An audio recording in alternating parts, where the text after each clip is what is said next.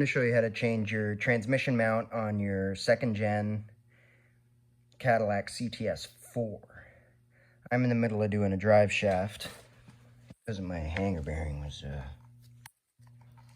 not great. But I haven't seen any videos. I just looked to make life easier, but I'm going to wing it. So drive shaft is out, exhaust is dropped.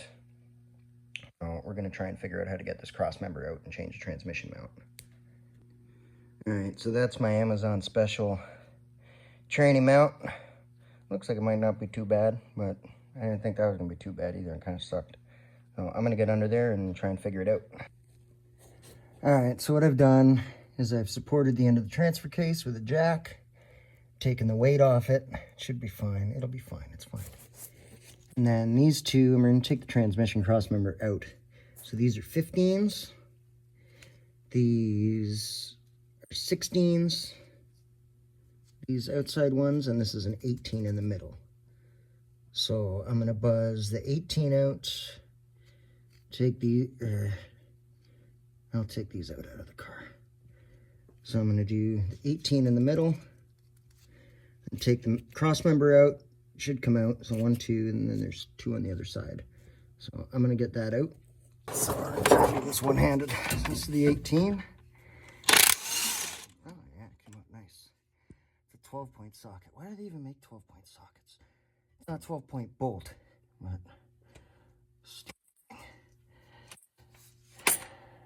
Alright, so with that middle one out, I'm going to take out the 15s on either side, and then the cross member should come out. Alright, so it's out. That was super easy.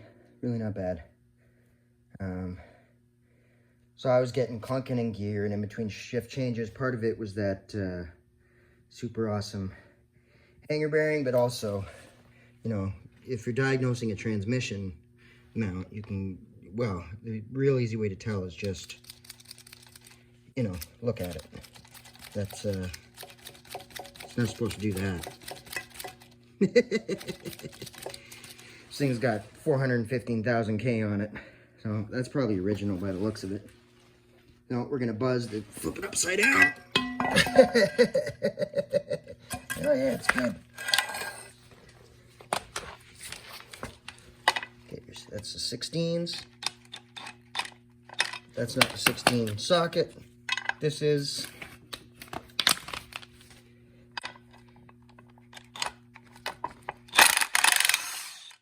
There's 1, 2.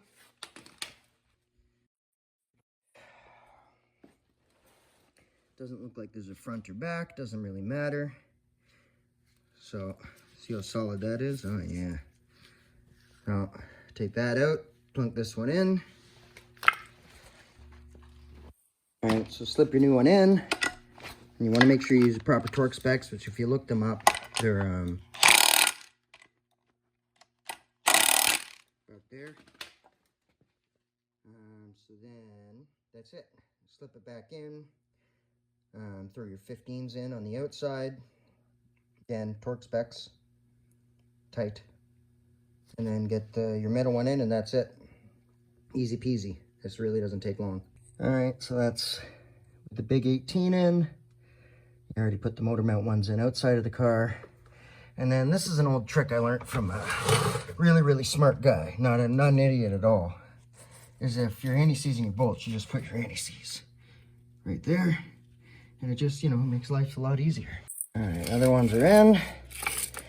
Again, snug them up by hand and make sure you use your proper torque specs.